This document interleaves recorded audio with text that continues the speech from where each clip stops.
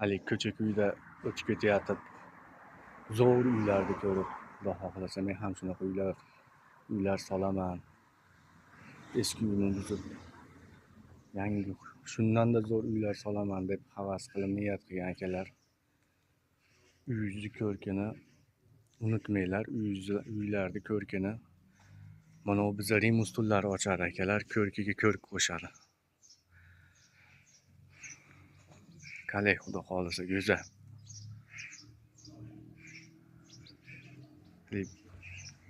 Haligi bagati ko'rinish deymiz-u, deb qo'yamiz-u, bagati ko'rinish.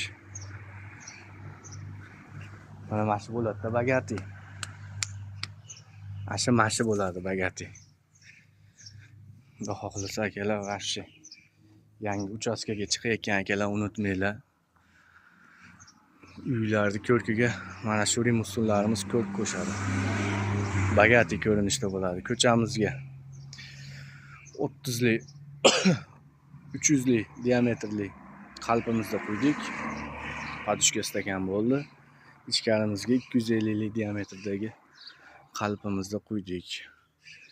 Padushkalar asha aytganimdek 80 ga 80 chuquri 50 bo'ldi. Armaturalar tashlandi, kakpolojni 180 mingdan bo'ldi donasi. Padushkani tepasidan metr hisoblanadi, pagonometr 200 ming so'mdan bo'ldi. Vodiy bo'ylab xizmatimiz, aloqaga chiqaverasizlar akalar. Go'zal, Xudo xohlasa ustunlarimiz. Manaqasini ham aytib qo'ysam akalar. Hozir darvozaxonamiz ichi 360 bo'ldi. Kaziroy ko'chaga chiqishi ichi 160 bo'ldi. Tashi 2 metr. Stakanimiz 40 ga 40 bo'ladi. Shuni evaziga 2 metr tashi.